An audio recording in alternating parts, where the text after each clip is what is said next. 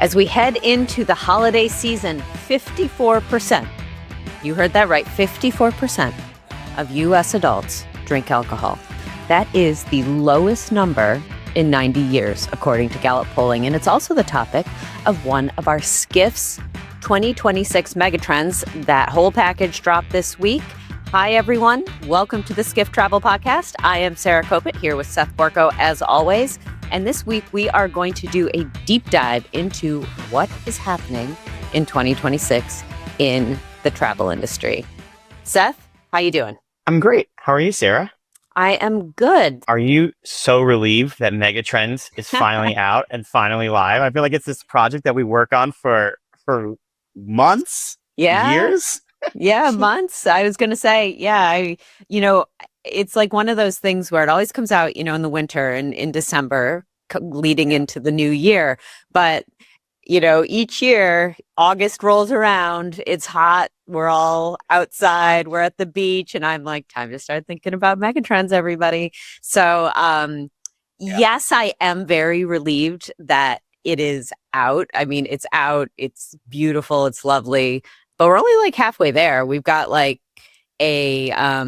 got events that go on in conjunction with Megatrends. They're in New York and in London and in South Africa this year, which I'm super excited for as well. But I will be honest. I mean, it's hard to have a favorite child, but Megatrends maybe is mine. So I love working on it. I love everything about the process. So, it's the most wonderful time of the year. I think I tend to agree with you. It's like our favorite project of the year. And, I will compliment you publicly, Sarah. But I think one of the great things is you've brought a lot of fun and creativity to it. We had the Deadly Sins one year, and this year we've got tarot cards. So we're going to do a tarot, it's the Megatrends are a tarot reading of the future of travel this year. Each Megatrend has this beautifully designed card with a deck. And the themes are good too. Oh yeah, and the content. Oh yeah, I think it's good themes this year. Yeah. Also, I mean, we happen to be living in, frankly, extraordinary times. Unprecedented times. Unprecedented, extraordinary, meaning like everything is so fluid and it changes so quickly. It was one of the things that I was thinking about when I was writing kind of the intro for it. It's like talking about what's going to happen in the future. It's a bit of a fool's errand these days, right? Like, I don't know. Yeah. Like a year ago, could you even imagine what we're going to be talking about today? Yeah. Yeah. So, and why don't we get into it? So the Trump administration kind of, I would say, slipped it in a government filing this week that for tourists coming into the United States, they're going to ask, among other things, for 5 years of social media history. Wow. 5 years is a lifetime in social media land. What were you doing on Twitter 5 years ago? I was going to say, I mean, 5 years ago, like, was TikTok a thing? Like even that, I'm not even sure. Yeah. So it's in the timing of it is just so crazy to me, quite frankly, with the World Cup coming. I've gotten so many messages on social media, DMs from just, people in the industry, travelers, just abroad who have told me almost like like they're not joking, but they're like, there is no way I'm coming to the United States now. Like they're just kind of incensed. What they've said, they put in the Federal Register, right? So what they've said is it for visa applications or for immigration, they're going to inspect. Do we have any more? I mean, how will they even do that? Do we know how they're going to do it? That's the thing. We really don't know any of that yet. And it's in a 60-day review period right now. So if any of these, I don't know, like it's hard to say. Like it probably cuts down party lines, I suppose, like many other things. But the logistical implications of this seem, just think about in your own job or in your own life, how hard it is to do some like relatively simple things. Like this is not a simple thing. Yeah. And in a in a government and a visa, bringing people in from every country in the world, how complicated it would be to institute something like this. So we'll see. But we're still in the comment period, but it's a doozy, this one.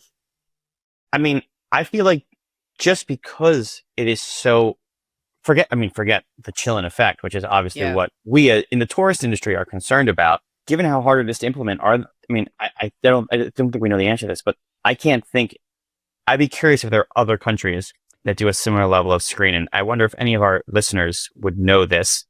That if there's I wonder if any of our listeners would know this in terms of do other countries have similar screening? And I'm curious how it's done and what it will mean for all this stuff. I mean, it's funny. It's funny with these trends too, is that sometimes you can talk about a trend like mobility, like visa issues, because we've been talking about visas for a while, right? And in fact, one of the stats but you can't predict the specific twists and turns that trend will take sometimes. We know that visas will be a thing. We know World Cup will be a thing. But who would have thought that screening 5 years of social media at the border for every single international visitor was what was going to be coming next? And I'll say we've done some research on, there's something called a visa-free score. There's a couple of organizations that will create it. And your visa-free score is basically how many countries can visit your country visa-free. So a visa-free score of 20 means that, country ABC has visa-free travel with 20 other nations and so on and so forth. And one of the studies that we did on Skift Research was we looked at the median visa-free score. So we looked at all, whatever it is, 190 UN countries, 190 something. And some of them have really low visa-free scores of 1. And some of them have really high visa-free scores, like Singapore, I think, is number 1, of 100, 150. And we averaged it out and we looked at it over time. And what we saw was over the last 2 decades, there has been a huge growth in median visa-free scores. Across the globe, visa mobility, and in general, international mobility, has been on a consistent, to use a secular, long-term trend. Basically, since the 90s, every single year, it's gotten easier and easier and easier to travel internationally and across the globe. And one of the things that we saw is kind of starting around 2019, that's plateaued. And one of the things I think about is I wonder if I hate to say it, but have we seen peak international mobility, peak international travel? Is there only going to be more friction going forward instead of less friction? And that has huge implications for travel. And of course, one of the things that I've been thinking about too is just knowing how, or kind of understanding both from the first term and this term, this administration, and how it behaves. If this was kind of a knee-jerk reaction to the terrible shooting that happened in DC a couple of weeks ago, and this was maybe a rash decision that went out without really thinking about the logistical implications. They hadn't been thinking about doing this for, the last 90 days and putting together all of the, There's a devil's advocate in me, or not devil's advocate, but there's a flip side that says, what if they're just already collecting this data and they didn't even realize that we didn't know we were collecting?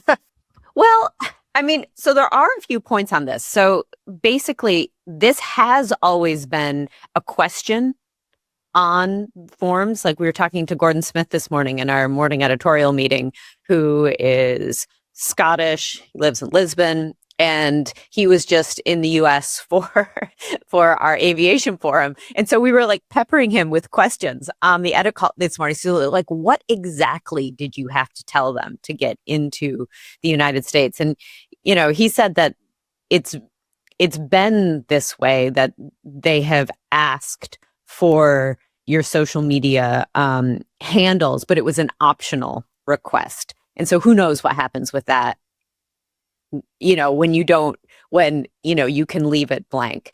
The other thing is that, putting aside the private accounts that some people have. I know this because it's hard for me to see my children's TikTok. They have locked me out. We'll have another parenting podcast at some point where we can discuss like the flaws in my life. Yeah, exactly. But when you publish something or post something on social media, I mean, it's out there for everybody to see. It's not like you couldn't see it to begin with. I mean, that's the whole point, right?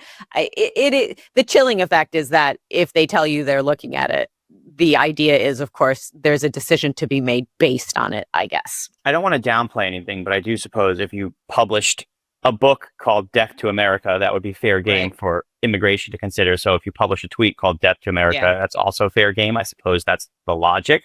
But I think that it also has to do with trust in this administration, and also just what kind of information they will use, and what, Death to America is like an easy relatively easy. But, a civil liberty person might disagree with it. That's an easy black and white case for immigration. Yeah. But that's a clearer one, as opposed to just, I went to the U.S. for the World Cup and the trains were dirty, which I think a lot of people are going to tweet. Will that bar you from readmission from the U.S.? That's a scary thought. Yeah. I mean, certainly, let's put it this way. It's certainly, however it will be actually implemented, it certainly does not do the World Cup organizing committee any favors as we continue to barrel like right down the tracks into what should be the largest international inbound event of this decade for the United States and for Canada and for Mexico. It certainly just is another. It does feel a bit like, those old cartoons like Wile E. Coyote with a train and a giant thing of TNT. It does feel like we are headed for. Yeah. It's also an interesting metaphor you chose, because I think the tracks are being laid. Are one of the main issues for us, for the New Yorkers, like the train tracks. Yeah, the train tracks, and getting from New York City to New Jersey are one of the So it does feel like they are metaphorically laying the tracks as they drive the train, and literally the tracks in New York, New Jersey are fairly late as well, and will be no doubt an issue. So let's talk about research this week. What do you got? Well, we have a really interesting report that we've published recently on loyalty. I think loyalty is just perhaps the most important topic for travel, and this was specifically on hotel loyalty. Sarah, you want to take a guess? We've done an estimate. How much do you think globally hotels pay in distribution costs? What do you think that number is annually in dollars? I couldn't even tell you. $75 billion a year. Actually, that's probably low. That was actually a year or two ago. We should refresh that number. It's probably over $75 billion that we estimate hotels take out of their P&L and pay in distribution cost, primarily in commission, every single year. And that, to me, emphasizes why loyalty is so important, because loyalty gets customers in the door, gets them not quite for free. That's another business misconception. It gets them in the door for free. It's not free, but it is cheaper. And it gets you repeat customers. So let me give you another stat that we found in our research. $75 billion in commission costs. Loyalty, the most important way to drive those costs down. And yet we found 83% of US travelers would switch their hotel loyalty program to another one if it better matched their preferences. Effectively, your loyalty customers are actually mercenaries. They're loyalty mercenaries. That's a good headline, Seth. We should remember that. We should remember that one for an upcoming story. It's a good one. So the question is, let's see. Yeah. The question is, are brands building actual loyalty, or are they just building these complex points-driven mousetraps? And a bit of both. And by the way, don't get me wrong. I'm not here to, we can curse a little bit, right? I'm not here to shit on points programs. I'm not here to say that these big programs are failures. They're actually incredible successes. And you want to have a huge amount of members, and you want to have hundreds of millions of members and networks all over the world, and points and redemptions and earnings. But we do need to bring back some of that more true brand loyalty. And our most recent research report, it's called Hotel Loyalty, Personalization, Direct Bookings, and the Rise of Experience-Led Travel. And so kind of in the title, it's about how hotels are increasingly adapting more personalization techniques, integrating more experiences. How you can now use Bonvoy points to redeem for experiences. That's true in many other places. How companies like Ennismore have disloyalty, where you get coffees and local Yeah. things in destination. And then, of course, it also touches on, our obligatory mention for this podcast of AI, artificial intelligence, and how you can use that to drive better personalization, really know your customer, make them feel like actual valued loyalty members. I'm in a hotel today. You can see this is not my normal backdrop. I'm traveling. I won't name the brand, but I have actually like not basic tier status with them. I checked in. Maybe I'll get an upgrade. Maybe I'll get something special. I got the lowest possible floor in the lowest possible version of my room, and I'm right across from the pool, and it smells like chlorine. I don't feel like I was rewarded as a loyalty member. How can AI help, and technology tools help optimize that experience so that your customers are less mercenary? So that's our latest research. We're excited about it. We think it's a huge evergreen topic. I love the smell of chlorine. Actually, I do too. It was my wife complained about the chlorine. My actual response to her was, I do love chlorine. Actually, yeah. I like the smell of gasoline too. Well, that's a different one. That's a different one, Sarah. Yeah. We'll get into markers and glue. Yeah, I was going to say when we do the parenting podcast, we'll get into all of that as well. All right. So tell me so now Megatrends was kind of my baby. So I want to hear from you. Which one was your favorite? What was your favorite Megatrend? eVTOL. The eVTOL Megatrend was my favorite. I think it's such a fun topic. It's one of those ones actually, and I love the conversation we had. An eVTOL lawyer, an aviation lawyer on the podcast, and she was super excited about eVTOL. It's gonna happen. That's what's crazy about it, is that when these things, I've been hearing about it for years, and I feel like this is the year I'm actually gonna see one fly, and that's awesome. I'm really excited about it. At the aviation forum that we just had, I talked to an airline pilot. She was on stage with us. She's been flying for 40 years. So she's seen a lot of stuff. And at the end of it, I asked her, well, what are you excited about? Because we talked a lot about some of the the problems and the challenges in the aviation industry. And she said supersonic flight, and she said eVTOLs. And it's one of those things, again, we keep on kind of or talking about them in conjunction with Waymos, but even more than that, because cars, we see them all the time.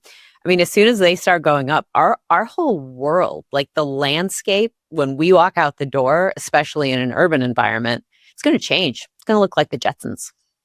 Well, so much innovation in aviation has focused on the network itself, how they build their networks, on loyalty, which is critical, on the apps, on the check-in experience, on the digital experience, on the seats, on the airports even. There's been so much innovation around the tech and the marketing and the selling and the seats and all that stuff.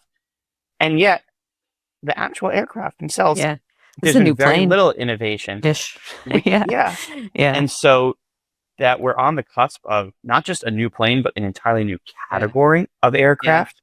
As someone who is a roots for travel innovation and wants innovation, and there will be disruption, by the way. But I'm incredibly excited about, and also, Sarah, we talked about this a little bit backstage. I love the design on the tarot card. It's an ornithopter from Dune, and I'm such a huge Dune fan, and I was very excited to see that Dune reference. Yeah, that was awesome. That was my favorite right out of the gate as well. But the one thing I'm concerned about eVTOLs, though, is what it's going to sound like. And the reason I say that is because I hate the sound of electric cars. So I live in Brooklyn. I live in the 3rd floor. Like right now, for example, it's freezing cold in New York City. It's like 20 degrees, but I live in a old school brownstone with a boiler. And so all my windows are open because it's like 1,000 degrees and I can't control my heat. It's very wasteful. I'll use sustainability, folks. Yes, I know, but it's not my fault. I can't control it. And, I can hear the cars.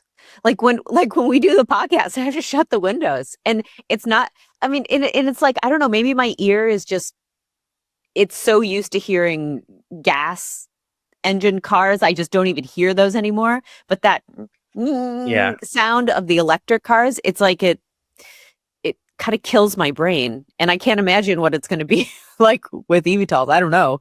No, I agree. Apparently they'll be fairly quiet, but I have no idea really. I do think that some stuff does become background noise, like your boiler, for instance. This is a very New York City conversation. We won't have it for too long. But, my apartment, an old school New York City apartment, just has this one giant hot pipe running right through the middle of it. and it rattles and mine is right behind me. If everyone can see it, like right above that plant, there it is. And that's it. It's a living thing, and it moves and it expands and it rattles and it clanks, and I just zone it out. And so I wonder if it becomes that sort of background noise when it becomes, I don't know. I mean, Sarah, megatrends for you, and this is by the way, another topic for our parenting podcast or your parenting podcast. But choosing your favorite child. Yeah. Which one? You have all these megatrends, and well, you hate to choose a favorite child. If you had to pick a favorite, do you have one that you really like? So I really like the teetotaling one, the one about alcohol that we kind of teased at the top. And the reason I liked that one the most was because as we reported it out, my feeling or my sense of like what the impact would be on the travel industry was completely flipped. And that's why it was so unexpected for me. And so you were thinking, if people drink less alcohol, it's going to hurt the travel industry. And that's not what you found. That is not what we found. We found that the wellness, so it was a combination of things. One is that people who don't want to drink alcohol when they're out are perfectly happy to have a delicious mocktail and pay the exact same price, if not more sometimes, as an alcoholic beverage. So that is a boon for F&B because the ingredients are so much cheaper. I mean, the alcohol in a drink obviously is the most expensive part of it. Yeah. I talked to this one person, I won't name names, but it's in the Megatrend. We had talked about how he runs, F&B for a very upscale high-end hotel. They have clubs or other type of things where bottle service is available. And he was saying that lately what happens is you've got people coming in and they buy a bottle to get the table. It's usually champagne. And they spend thousands of dollars on champagne to get the table. And at the end of the night, those champagne bottles are unopened.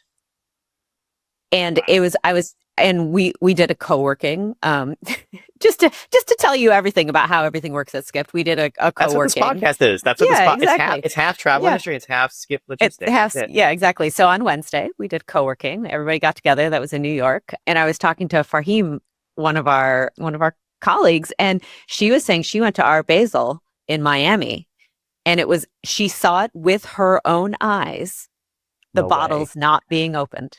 In Miami? In Miami. If it's happening in Miami, if it's in that's the epicenter.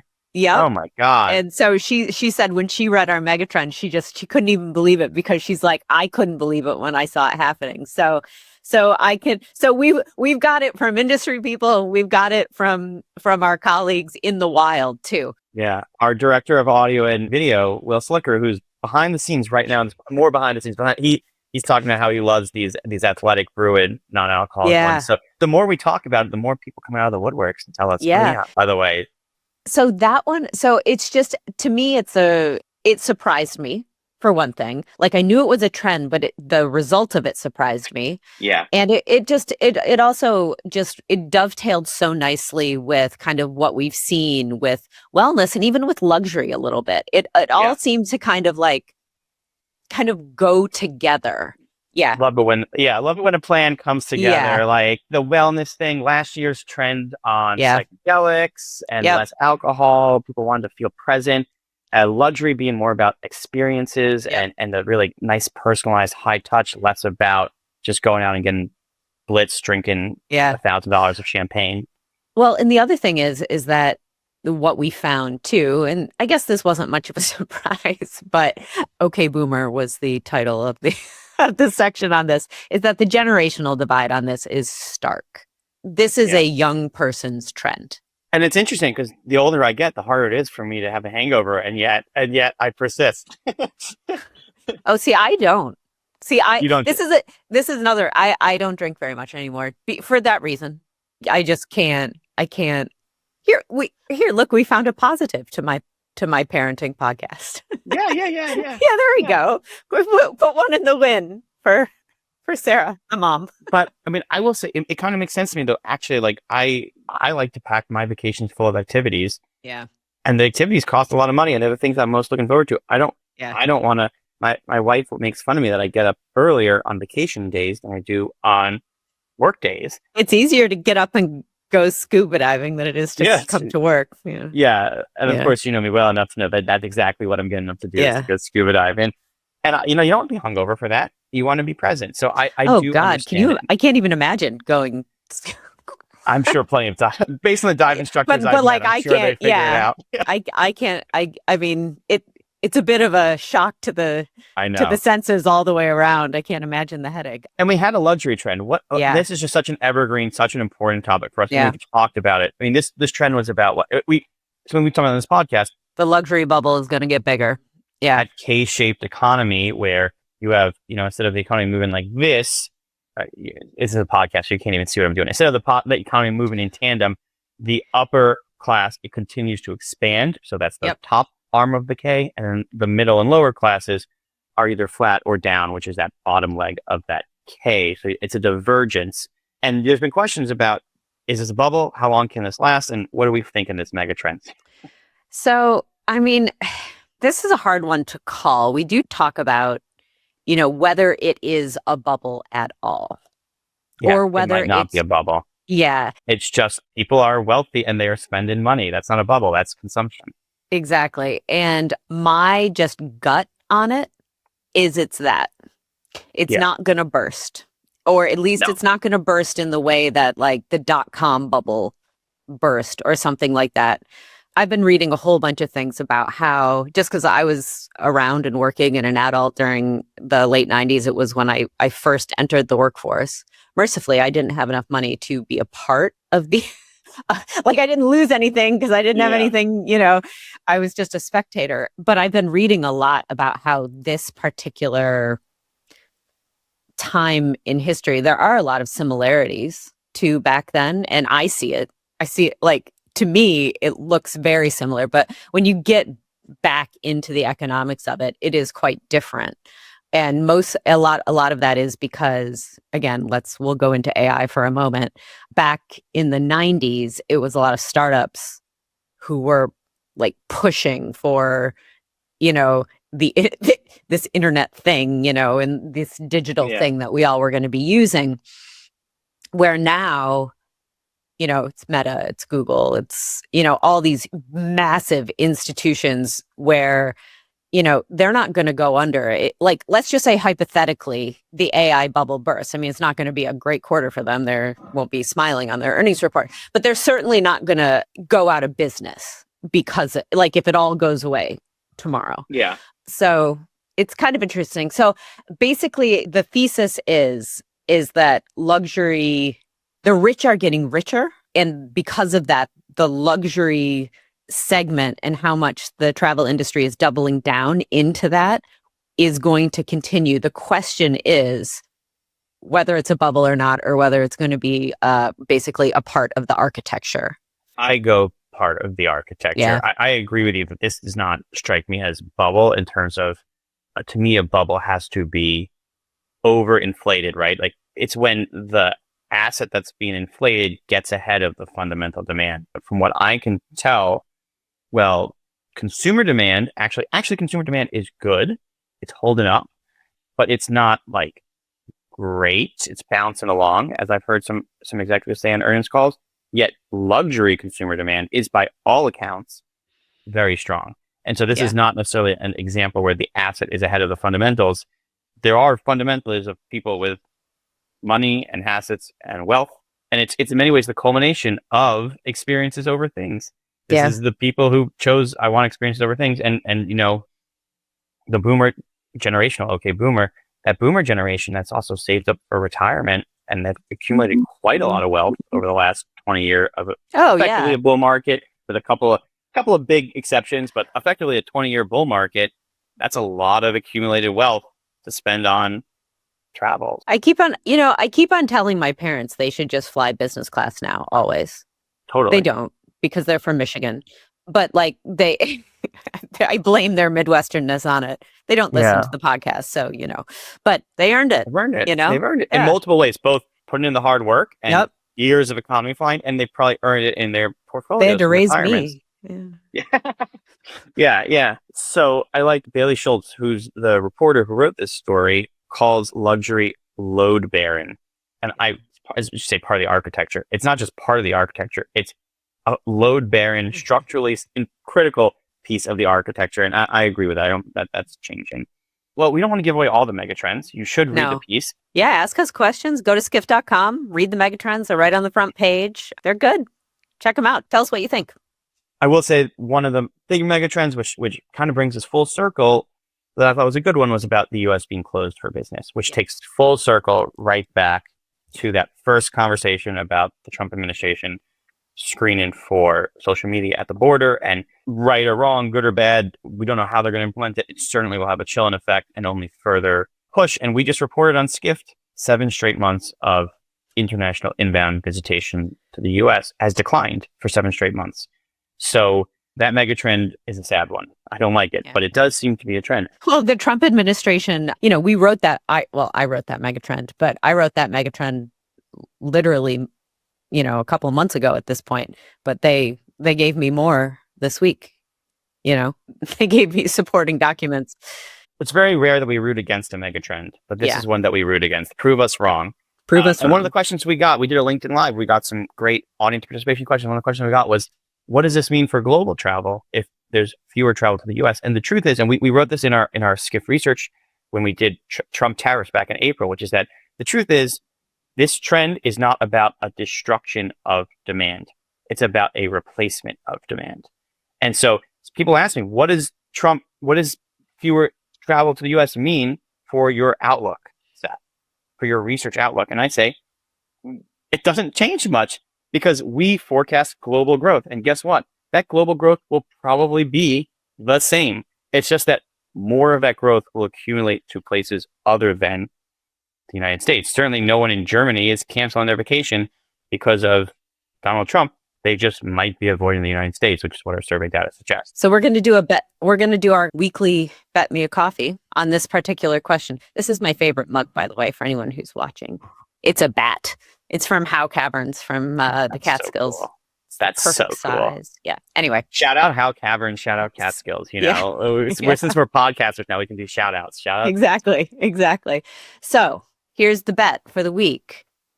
Will we see 8 months of declines in December? Which side of this bet do you want to take, Sarah? So I think we're going to see another decline. Another decline? I will get into the Christmas cheer. I will bet that I won't take a bet, and I hope it's right. I'm going to take that prop bet that will break the streak in December, that Christmas joy will bring travelers to see the lights at Macy's and on New York City and Broadway and Times Square all drop. Tonight. Are you? I am going to Rockefeller Center tonight. I'm taking my daughter. She wanted to go ice skating.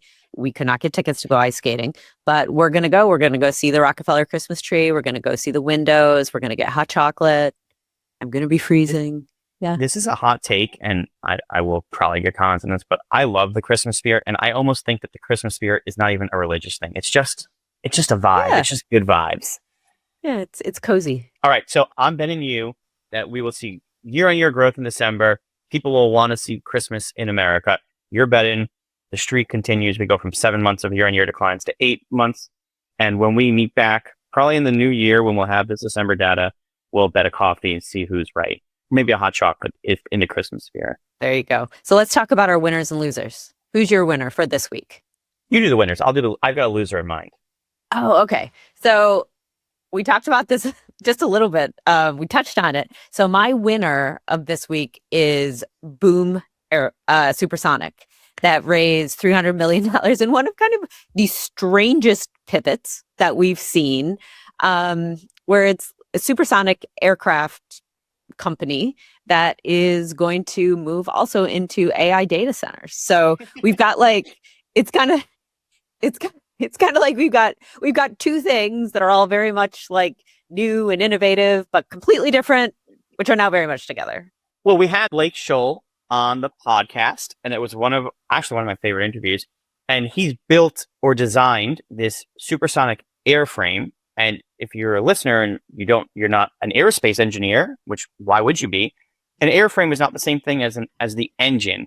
And the criticism that Blake has gotten for years is you've built an airframe, you haven't built an engine. And by the way, if you want to go supersonic, the engine is the most important part. He told us on the podcast, don't worry, guys, I've got a plan. We can build the engine. We can build stuff. It turns out his plan was he's building the engine, but he's going to turn it into a gas turbine first and use the engine as a turbine to power AI data centers. And he's raised a lot of money to do that. So, wow. Blake, we can't wait to have you on the pod again. Come back, Blake. Tell us how it goes. Yeah. So who's your loser? I have a loser, and my loser is, and I mean this in the nicest way, is Aruba, which is where I am going on vacation. And by the way, Skift works with the Aruba Tourism Board. They're wonderful people. But the reason why is because of all this Venezuela stuff. Yeah. It's totally out of their control, and it's totally unfair. Aruba is this beautiful island. It's where a lot of Americans go to vacation. My in-laws have a timeshare there. Shout out timeshares. Shout out Arda and those folks. But my in-laws have a timeshare there, and we go almost every year. I'm going down to Aruba, and this year, Aruba is 10 miles off the coast of Venezuela. If you didn't know better, you would think it was a part of Venezuela. And so I guess it comes back to this conversation we're having about Trump administration and tourism. It's another unintended consequence of Trump administration's actions on tourism, that they are having these serious drug enforcement operations off of the coast of Venezuela. They've just seized a tanker off the coast of Venezuela. They are threatening regime change. And, again, I try and be politically neutral here, where is Maduro a good guy? Should he be the leader of Venezuela? That's not for me to decide. I could certainly see both sides of that argument of why he maybe shouldn't be in charge of Venezuela. And yet the way that it's happening and the timing that it's happening over Christmas, that's got to suck for the Aruba Tourism Board. So you're not a loser. You have my sympathies. You have my sincere, heartfelt sympathies. For anyone who is working in Aruba, and I will be there and I will be supporting your tourism industry, and I'm excited and I feel good and I feel safe. Seth is going to spend tons of money there. Everybody, I'm going to spend so much money in Aruba to make up for it, but that's gotta suck. That's got 3 tank dives every day. Did you see the Saturday Night Lives skit last week with Pete Hegseth? Yes, I did. It's so funny. I watched it a couple of times. It's a good, that one. My 2 favorite in recent memory have been that one and the New York City mayoral debate one. Oh my God, so good. I even linked that one in the Trump effect. that one. If you don't know what we're talking about, Trump Effect is Sarah's newsletter. You should be subscribed. Yeah. If you've made it 40 minutes, if you made it this far, yep, you should check out the Trump Effect. I'm writing it right now. I write it on Friday afternoons. That's when we're recording this. So there you go. So Seth, I think we should sign off. And is this our last one for 2025? Well, I'm going to Aruba, so yeah. So yes. There we go. So this is our last one of 2025. So we will see you all back in 2026. Wishing all of our listeners the happiest of holiday seasons. Get some rest, get some relaxation. We'll see you in the new year. Hopefully, we'll see you in person at Megatrends, and we can't wait to hear from you all. Let us know how your holidays go. Let us know what you think of the Megatrends, and we'll see you next year. Thank you so much for listening. Thanks. Bye.